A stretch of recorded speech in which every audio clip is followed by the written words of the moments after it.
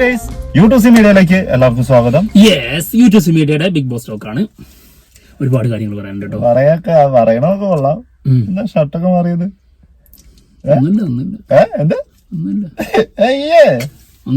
എന്തെങ്കിലും ഇല്ലാതെ എനിക്കറിയുന്നല്ലോ നിന്നെ. എന്റെ സ്വഭാവം പോലെ തന്നെ ആയിരിക്കും, വലിയ മാറ്റമൊന്നും ഉണ്ടാവില്ലല്ലോ.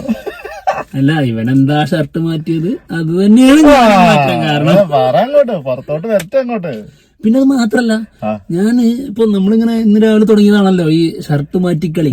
അപ്പൊ എന്തായാലും ബിഗ് ബോസ് ഹൗസിനുള്ളിലേ എന്തായാലും നമ്മുടെ വീഡിയോ ഒന്നും കാണാൻ ഒരു സാധ്യതയില്ല. പക്ഷെ ആ സംഭവം അവിടെ ഒരാൾ കളിക്കുന്നുണ്ട്. അതൊരു സത്യം കേട്ടോ. എങ്ങനെ പറ്റുന്നത്? എന്താണെങ്കിലും ആശാന് ഡ്രസ് കിട്ടിയിട്ടുണ്ട്. ഡ്രസ് കൊടുത്തു കുടുങ്ങിയത് പോലെ ഇപ്പൊ ബിഗ് ബോസ് കാത്തിരിക്കായിരുന്നു കേട്ടോ ഞങ്ങള്. അതായത് നവീൻ പക്ഷെ അത് ആള് അങ്ങനെയല്ല യൂസ് ചെയ്തത്, നമ്മള് പ്രതീക്ഷ പോലെ അല്ല വന്നത്. അതായത് നവീന് ഒരു ടാസ്കിൽ വിജയിച്ചു, എന്നിട്ട് ആളുടെ കോസ്റ്റ്യൂമൊക്കെ, അതായത് ആളുടെ പെട്ടി കൊടുത്തു, ജിസേലിൻ്റെത് പോയി. അത് നമുക്ക് വിശദമായിട്ട് പറയാം. പക്ഷെ ഈ കോസ്റ്റ്യൂം കിട്ടിയിട്ട് നമ്മൾ കാത്തിരുന്നൊരു നിമിഷമുണ്ട്. ഇപ്പോ ബിഗ് ബോസ് സീസൺ 4 ആപ്പിൾ അടിച്ചു വരുന്ന ഒരു സീൻ ഉണ്ടായിരുന്നു നമ്മുടെ. അതെ, അതൊരു ഒന്നൊന്നര സാധനമായിരുന്നു. അതുപോലെ ഗുണ്ടി ഹിറ്റായില്ലേ നമ്മുടെ, ഗുണ്ടിയാണെന്ന് പറഞ്ഞ ജിസേലിന്റെ. അതുപോലെ ഹിറ്റാവാൻ പോകുന്ന, സോഷ്യൽ മീഡിയ ഭരിക്കാൻ പോകുന്ന ഒരു സാധനം ആയിരുന്നേനെ. ആ രീതിയിലാണ് ആള് വരുന്നതെങ്കിൽ. പക്ഷെ അങ്ങനെയല്ല. ശരിക്കും ബിഗ് ബോസിൽ ഇങ്ങനെ ഡ്രസ്, നെവിന്റെ ഡ്രസ് വന്നിട്ടുണ്ട് കൊണ്ടുപോകണമെന്ന് പറഞ്ഞപ്പോ ശരിക്കും ഐറ്റം സംഭവം ഉണ്ടാവുമല്ലോ, കാത്തിരിക്കുന്നു. അതായത് നമ്മള് രാവിലെ പറഞ്ഞിട്ടുണ്ടായിരുന്നു ആളുടെ ഒരു സെറ്റപ്പും ആളുടെ ഡ്രസ്സിങ് സ്റ്റൈലൊക്കെ, അതായത് ഹീലൊക്കെ ഉള്ള, ഹൈ ഹീലുള്ള ചെരുപ്പൊക്കെ ഇട്ട്, എന്നിട്ട് ആളുടെ കോസ്റ്റ്യൂം ഉണ്ട്. അതായത് ആള് ഷോർട്ടായിട്ടുള്ള രീതിയിലുള്ള കുറച്ച് കോസ്റ്റ്യൂമൊക്കെ ഇടും. അതൊക്കെ ഇട്ടിട്ട് ഒരു വരവുണ്ട്. ആ വരവിന് വെയിറ്റ് ചെയ്യായിരുന്നു ഞങ്ങള്. പക്ഷെ അങ്ങനെയല്ല വന്നത്. സത്യം. പക്ഷെ ആള് പരിപാടി പിടിച്ചത് വേറെയാണ്. അതായത് ഒരു 5 മിനിറ്റ് ഒരു ഷർട്ട് ഇടുള്ളൂ, അടുത്ത 5 മിനിറ്റിൽ അടുത്ത ഷർട്ട് നോക്കുമ്പോണ്ട് ഒരു ഡ്രസ് ഇട്ടങ്ങ് വന്നു കഴിഞ്ഞാൽ എല്ലാരും അടിപൊളി സൂപ്പർ എന്നൊക്കെ പറഞ്ഞു. അനീഷ് വിളിച്ചിട്ട് അനീഷും പറഞ്ഞു സൂപ്പർ ആയിട്ടുണ്ടെന്ന് പറഞ്ഞു.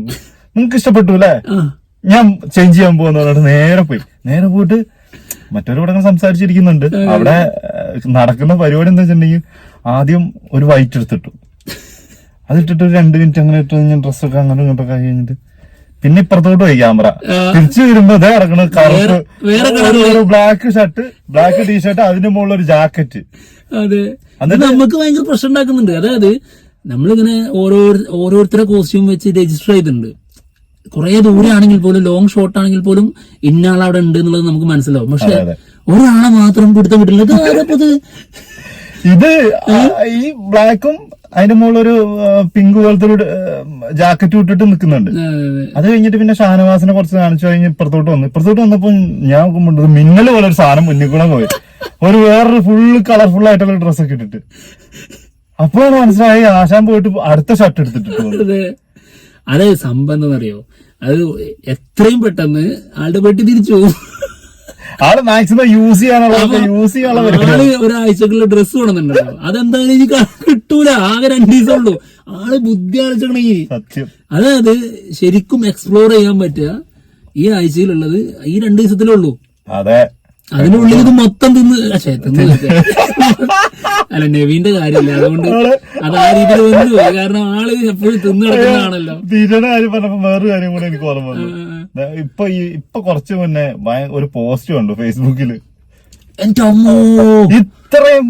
ഇത്ര ഈ അടുത്തൊന്നും കഴിഞ്ഞ ബിഗ് ബോസ് അതിന് മുന്നത്തെ ബിഗ് ബോസിൽ ഒന്നും കണ്ടിട്ടില്ല ഇത്രയും കറക്റ്റ് ആയിട്ടൊരു ചിരിപ്പിച്ചു എന്ന് പറഞ്ഞാൽ തലകുത്തി ചിരിപ്പിച്ചത് മാത്രമല്ല, ഇത് ഇത്രയും ആപ്റ്റ് ആയിട്ടുള്ള ഒരു പോസ്റ്റ് സത്യമായിട്ടും ഇതുവരെ കണ്ടിട്ടില്ല. അതായത് ഒരാള് എഴുതിയിരിക്കുകയാണ്, ഏതൊരു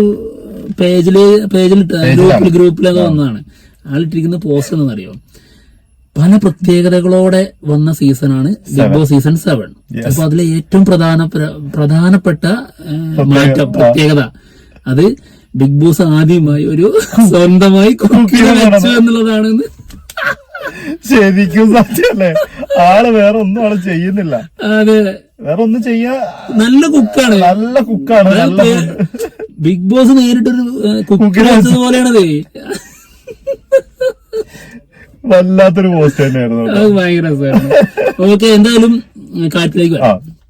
ഇതൊക്കെ കാര്യം തന്നെയാണ് കേട്ടോ, അവിടെ നടക്കുന്ന കാര്യങ്ങൾ തന്നെയാണ് ഈ പറഞ്ഞുകൊണ്ടിരിക്കുന്നത്. രസകരമായിട്ട് പറഞ്ഞു എന്നുള്ളൂ. അപ്പൊ ഈ ജിസേൽ ഉണ്ടല്ലോ, ജിസേലിന്റെ ഏറ്റവും വലിയ കോൺഫിഡൻസ് എന്താ? ആളെ മേക്കപ്പ്, ആളുടെ കോസ്റ്റ്യൂം. അതായത് എല്ലാവർക്കും അതുണ്ട്. ഇപ്പൊ നമ്മളിപ്പോ എന്തുകൊണ്ടാണ് ഞങ്ങൾ മാറ്റി വന്നത്, നമുക്ക് ആ ഒരു കോൺഫിഡൻസിന് വേണ്ടിയിട്ടാണ്. ഒരാൾ നമ്മൾ പ്രത്യേകിച്ച് ക്രഷ് ഉണ്ട് എന്നൊക്കെ പറഞ്ഞ് കേൾക്കുമ്പോ നമ്മളവിടെ ഡൗൺ ആവുക ചെയ്യാ. നമ്മള് ആ രീതി ശ്രദ്ധിക്കുന്നുണ്ടോ, ഒന്നും കൂടെ ഒക്കെ ശ്രദ്ധിക്കണമല്ലോ, ആ രീതിയിൽ നമുക്ക് കരുതുക. അല്ലെങ്കിൽ നമ്മൾ സാധാരണ പോലെ മുട്ടി നീങ്ങുള്ളൂ. അതെ, 200 ടീഷർട്ട്, 200 ഷർട്ട്, അതെ, കുറച്ച് ഇങ്ങനെയൊക്കെ ഒരു സാധനം വന്നു കഴിഞ്ഞാൽ അപ്പൊ കോസ്റ്റ്ലി ആവും. ഒന്ന് സ്റ്റാൻഡേർഡ്. അപ്പൊ ആ പരിപാടി നമ്മൾ പിടിക്കുന്നത് പോലെ തന്നെയാണ് അതിനകത്തും. അതായത് ഇവരൊക്കെ ഒരാഴ്ചക്കുള്ള എല്ലാ സെറ്റപ്പുമായിട്ടാണ് വന്നിട്ടുള്ളത്. ഇങ്ങനെ 7ന്റെ പണി ഇതിന്റെ ഉള്ളിലുണ്ട് ഇവർക്ക് അറിയാം. അപ്പോ അവിടെ ജിസേലിന് ആദ്യമേ ഈ ബാൻഡ് കിട്ടിയതുകൊണ്ട് ആൾക്ക് ആദ്യമേ കോസ്റ്റ്യൂം യൂസ് ചെയ്യാൻ പറ്റിയിട്ടുണ്ട്. ആകെ പറ്റിയിരുന്നത് ഒന്ന് ആര്യനും പിന്നെ ആദില നൂറ പിന്നെ ജിസേലിനുമായിരുന്നു. ബാക്കിയുള്ള എല്ലാവരും അവിടെ കോസ്റ്റ്യൂം യൂസ് ചെയ്യുന്നത് ബിഗ് ബോസ് കൊടുത്തതാണ്. അതും ഈ കിട്ടിയ സാധനത്തിന്റെ മുകളിൽ പ്രിന്റ് സീസൺ 7 വട്ടത്തിലുള്ള അതും. എന്തായാലും ചെന്നൈയിലാണ് നടക്കുന്നത്. അതെനിക്ക് തോന്നുന്നു അവിടുത്തെ ആ സ്ട്രീറ്റിൽ പോയിട്ട് 100 രൂപയ്ക്ക് നമ്മളെക്കാട്ടും സ്റ്റാൻഡേർഡ് പറഞ്ഞു പോയി. ജോഡിക്ക് 100 രൂപയ്ക്ക് നമ്മൾ ശരിക്കും അവിടെ അതിനകത്തുണ്ടെങ്കിലേ ഞങ്ങൾക്കിത് തരണ്ടെന്നൊന്നും പറയില്ല, പക്ഷെ ഈ ഒരു അതൊന്നും ഒഴിവാക്കി തരുമെന്ന്, അത് ഭയങ്കര ഒരു മോശം സാധനമാണ്. അത് ഞാനത് ശ്രദ്ധിച്ചേ, ഞാൻ വിചാരിച്ചു ഇവരെന്ത് ഇങ്ങനെ എല്ലാവർക്കും, അല്ല ഇവരെല്ലാരും കൊണ്ടുവന്നേക്കുന്ന ഒരു സ്ഥലത്തുനിന്ന് തുണി മേടിച്ചാണ്. അല്ല എല്ലാവരുടെ അതിനകത്ത് ഇത് കാണുന്നുണ്ടേ. പിന്നീടാണല്ലോ മനസ്സിലായത് ബിഗ് ബോസ് കൊടുത്ത സാധനമാണ്.